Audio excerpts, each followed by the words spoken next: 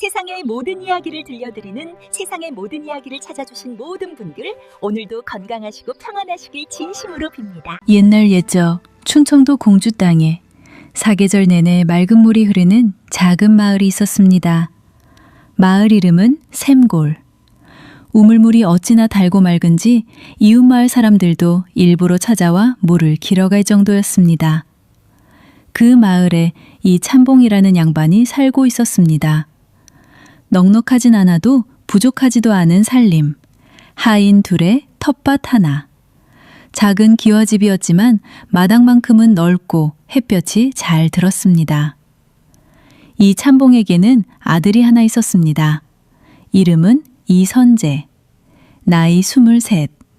얼굴이 반반하고 글재주도 있었지만 과거에는 번번이 떨어졌습니다. 허나 그것을 크게 아쉬워하지 않았습니다. 선재의 관심은 언제나 다른 곳에 있었으니까요. 마을 사람 중 누가 아프다 하면 약을 구해다 주었고, 배고픈 나그네가 지나가면 밥 한 그릇을 내밀었습니다. 이 참봉은 그런 아들이 못마땅했습니다. 선재야, 너는 언제 철이 들 것이냐? 남 챙길 시간에 글이나 읽어라. 예, 아버지. 선재는 고개를 끄덕였지만 다음 날도 어김없이 마을 어귀에 나가 있었습니다. 그것이 선재였습니다. 어느 가을날 오후였습니다. 선재가 마을 어귀 느티나무 아래 앉아 있는데 지나가던 노승 하나가 발걸음을 멈추었습니다. 삿갓을 눌러 쓴 늙은 스님이었습니다. 도련님, 물 한 모금 얻을 수 있겠소? 선재는 얼른 일어나 우물에서 물을 떠왔습니다. 노승은 물을 마시며 선재를 한참 바라보았습니다. 도련님은 눈빛이 참 따뜻하구려. 별 말씀을요.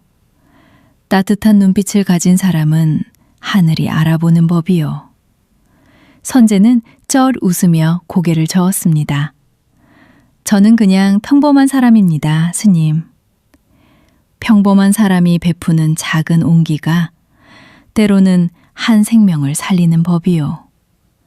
노승은 빈 바가지를 돌려주며 말을 이었습니다. 하늘은 준 만큼 돌려주는 법이요. 도련님이 베푼 온기는 언젠가 반드시 꽃으로 피어날 것이요.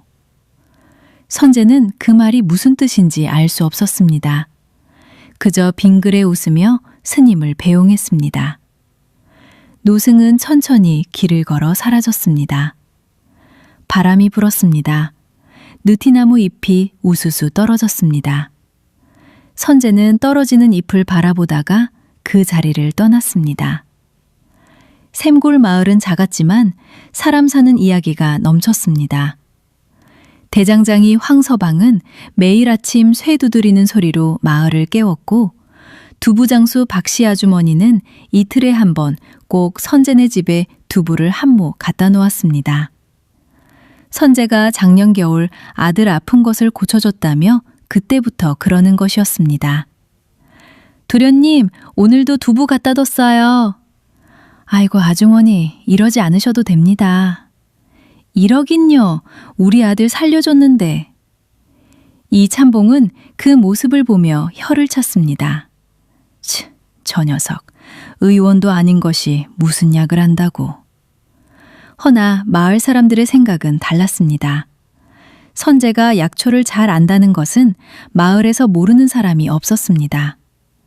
어릴 때부터 뒷산을 혼자 돌아다니며 약초를 캐고 공부했습니다. 마을 훈장 최 훈장이 약초책을 한 권 선물한 것이 계기였습니다. 선재야, 이 책을 보아라. 산에 있는 풀 하나하나가 다 약이 된다. 정말입니까, 훈장님? 그렇다. 아는 만큼 사람을 살릴 수 있느니라. 그 말 한마디에 선재는 약초에 빠졌습니다. 글 읽는 시간보다 산을 다니는 시간이 더 많아졌습니다. 이 참봉은 말렸지만 소용없었습니다. 마을에는 선재 또래의 친구도 있었습니다. 짝꿍처럼 붙어 다니는 막동이라는 친구였습니다. 대장장이 황서방의 아들로 덩치가 크고 우직한 청년이었습니다. 선재야, 오늘도 산에 가냐? 응, 같이 갈래? 싫어. 나는 산에서 길 잃는다고. 내가 데려가 줄게. 그래도 싫어. 막동은 매번 거절했지만 결국 따라갔습니다. 그것이 둘의 방식이었습니다. 그런데 선재에게는 한 가지 고민이 있었습니다. 혼사길이 없었습니다. 나이 23이면 진작 혼사를 치렀어야 했습니다. 이 참봉이 여기저기 혼처를 알아봤지만 번번이 무산되었습니다. 이유는 단순했습니다. 과거도 못 붙은 도련님한테 딸을 보낼 수는 없지요. 살림도 변변찮고 글은 잘 안다는데 쓸모가 없지 않습니까? 이 참봉은 한숨을 쉬었습니다. 선재야, 이번 봄에는 반드시 과거에 붙어야 한다. 노력하겠습니다, 아버지. 노력이 아니라 결과다. 선재는 고개를 끄덕였습니다. 허나 그날 저녁도 뒷산에 올라 약초를 캐고 있었습니다. 그해 겨울이 유난히 일찍 찾아왔습니다. 첫눈이 내린 지 사흘째 되던 밤, 선재는 이웃마을에 약초를 전해주고 돌아오는 길이었습니다.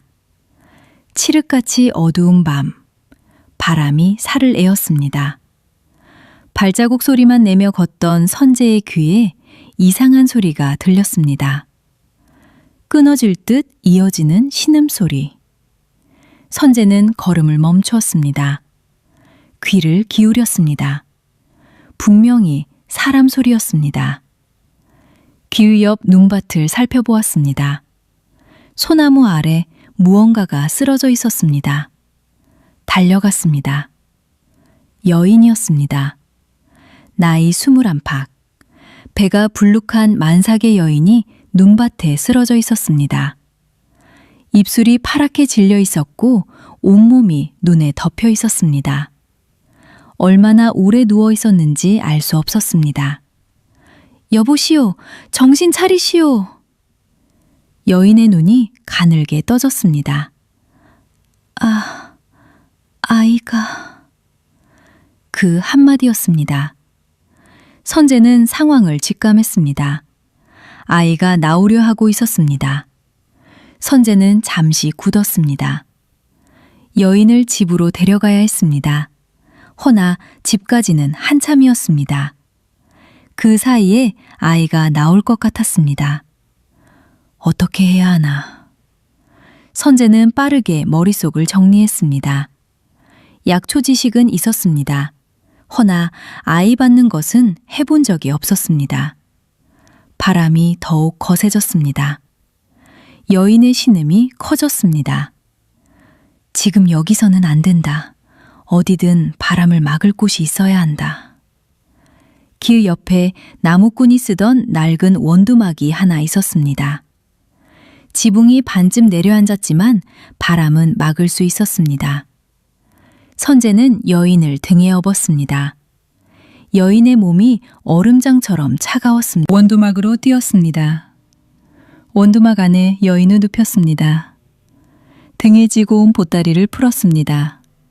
약초 보따리였습니다. 그 안에서 쓸 수 있는 것들을 찾았습니다. 여인이 선재의 손을 잡았습니다. 아이를 살려주시오. 제발. 걱정 마시오. 제가 있소.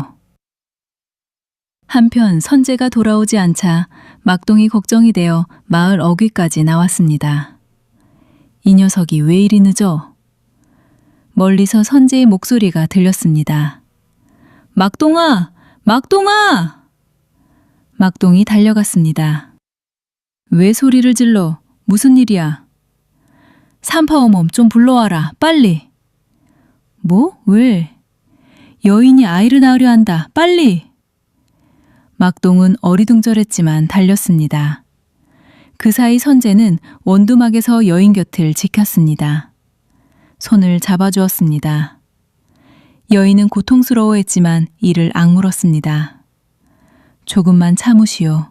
도움이 올 것이오. 감사합니다, 도련님. 이름이 어찌 되시오? 옥녀라 하옵니다.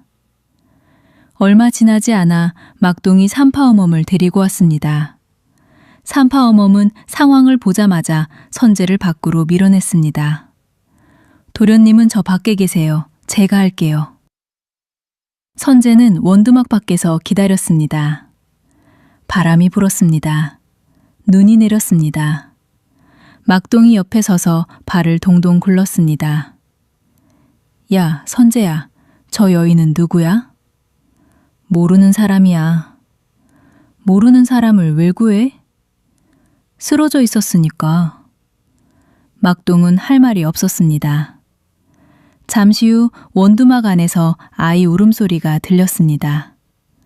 우렁찬 울음소리. 선제는 눈을 감았습니다. 가슴이 뜨거워졌습니다. 살았구나. 허나 산파어멈이 원두막 문을 열고 나왔을 때 표정이 어두웠습니다. 도련님, 아이는요?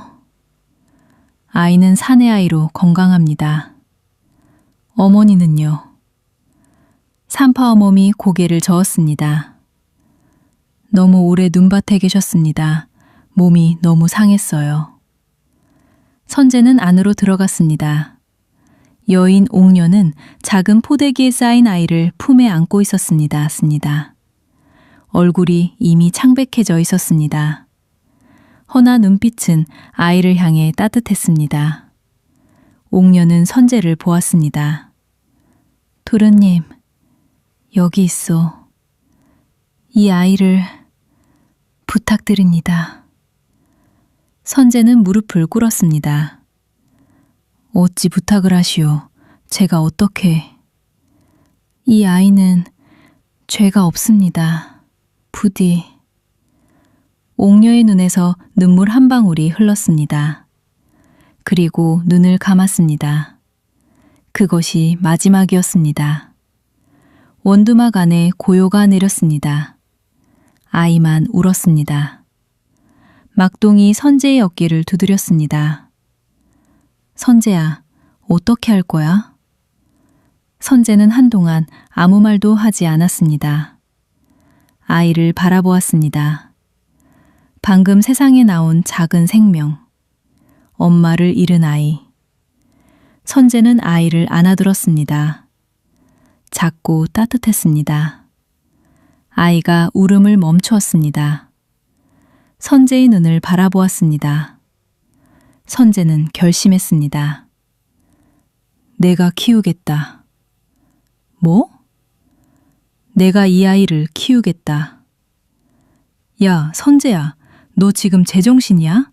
아버지한테 혼난다. 혼나도 괜찮아. 선제는 아이를 꼭 안았습니다. 이 아이 어머니가 마지막으로 부탁했어. 내가 외면할 수 없어. 막동은 한숨을 쉬었습니다. 너 진짜. 그러면서도 막동은 자신의 겉옷을 벗어 아이를 감쌌습니다. 선제는 아이를 안고 집으로 걸었습니다. 눈이 내렸습니다. 하늘에서 한방눈이 조용히 내려왔습니다. 아이는 선제의 품에서 잠들었습니다. 이후 선제와 아이는 어떻게 됐을까요? 구독과 좋아요로 가장 빨리 다음 이야기를 만나보세요.